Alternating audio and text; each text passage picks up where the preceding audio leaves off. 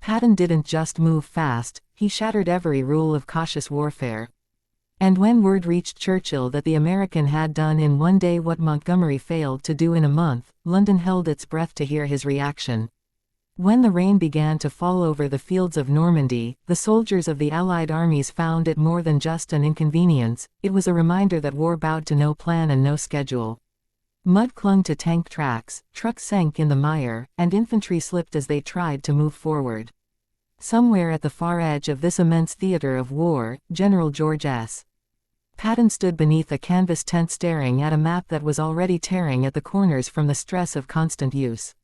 He was not thinking about the rain. He was thinking about speed. Speed was everything to him: motion, surprise, violence, relentless pressure. It was the same philosophy that had carried him through North Africa and Sicily, the same philosophy that made his enemies fear him and many of his allies resent him. And it was the very thing that would soon make Winston Churchill say something that would ricochet through both the British and American high commands like a bullet. But before that moment could come, the story had to pass through the fields of Caen, the hedgerows of Normandy, and the chalky roads that led toward Falaise.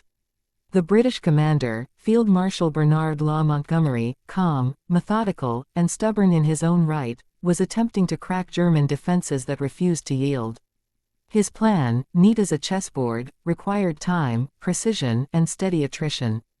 He believed the Germans would crumble if squeezed gradually. Churchill, who had staked national morale and political credibility on the breaking of Hitler's Atlantic fortress, watched Monty's slowness with growing impatience. For a month, Montgomery's men pushed, prodded, and shelled, but the German lines bent without breaking, and every mile one seemed soaked in blood and delay. The Germans knew the British method well and braced for it. They dug in, counterattacked, withdrew, and returned like steel springs. The slowness of the campaign became the talk of journalists and officers alike, and the phrase, "sticky Caen," began to appear even in London papers. Churchill smoked more cigars during this period than even his physicians liked to count. He paced in rooms lit by lamps that flickered against maps filled with flags and pins and arrows. What he needed was motion, something that would prove to his people and Roosevelt's that the Western Allies could break open Hitler's fortress and race toward victory before the Russians swallowed the continent from the east. Patton noticed all this, though he received it through cables and gossip rather than cigar smoke and radio briefings. His arrival in Normandy, after weeks of deception in the south of England to fool the Germans into believing in a phantom army, struck like a spark on tinder. The enemy listened to the heavy cadence of American artillery, saw the dust rising, and knew who had come at last. Patton's Third Army lunged forward the moment it entered the battle, and the Germans who had spent a month grappling with Montgomery now found themselves forced to turn their heads and split their forces. One morning, while Montgomery's tanks slogged through yet another contested village, Patton's columns rolled through open country. He refused to fight for ground, he conquered space.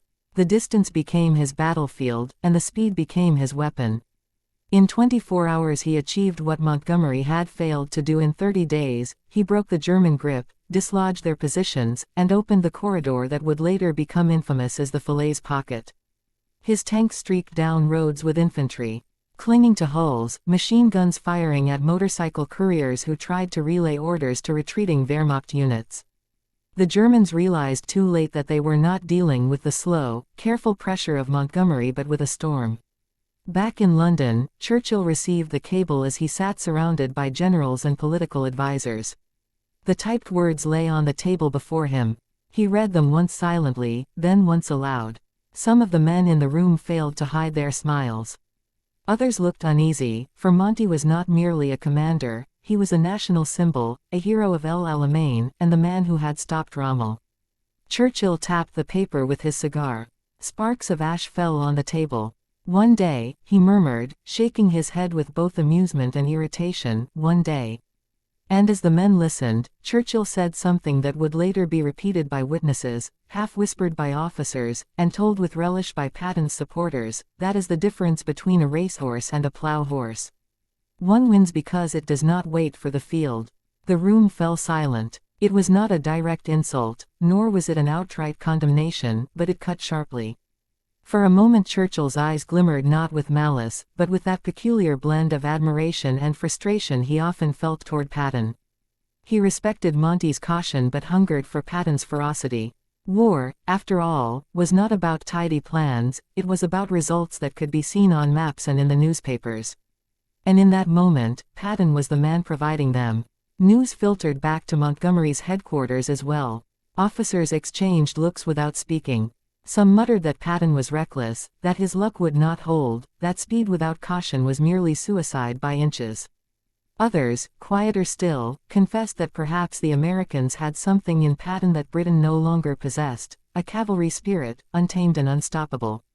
Montgomery himself sat stiffly and muttered that the war was not a horse race, but he knew perfectly well that Churchill believed it could sometimes be exactly that.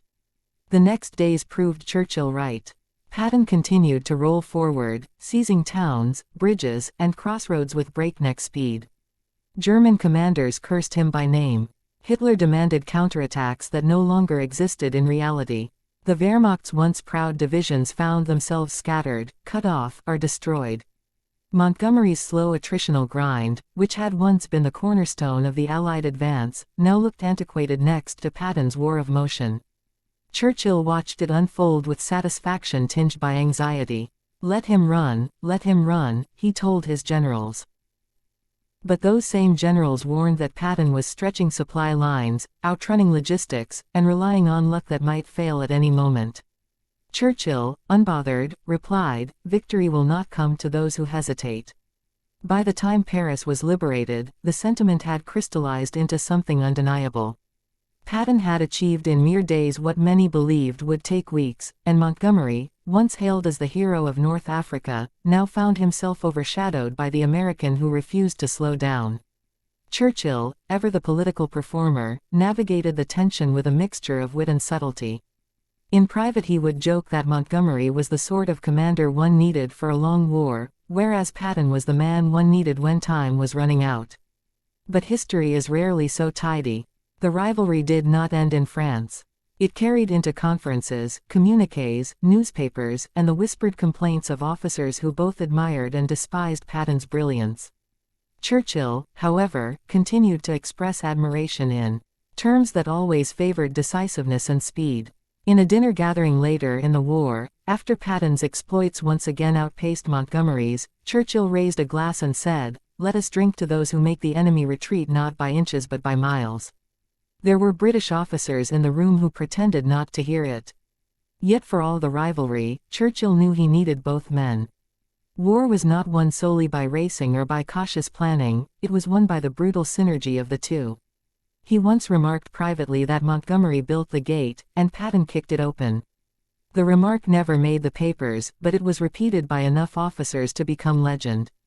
As winter set in, the war took on a different character, and even Patton's speed found its limits in snow and ice. Yet Churchill did not forget that first burst of momentum in Normandy, nor did he forget what it meant for morale. When asked later why Patton succeeded where Montgomery had failed, Churchill simply said, he believed in striking before doubt could argue against him. And when a journalist pressed him further, why did he tolerate such recklessness, Churchill leaned back in his chair, puffed his cigar, and smiled. Because wars are won by men who do not ask permission from caution. It was both praise and warning, and perhaps no man embodied that paradox more than Patton himself. To the end of his life, Churchill never publicly diminished Montgomery. But in private conversations, memoirs, and recollections, it was clear which moment had burned brightest in his mind. The moment a man achieved in one day what another could not achieve in a month, and the moment Churchill spoke the line that stuck in history like a spur in a saddle, "That is why one wins." Agar ak ko apne heroes ki asal kahanian ka pata chale, to yakin mani heroes hamisha zinda rete hain, aur hum aur ap unko zinda rakt hain.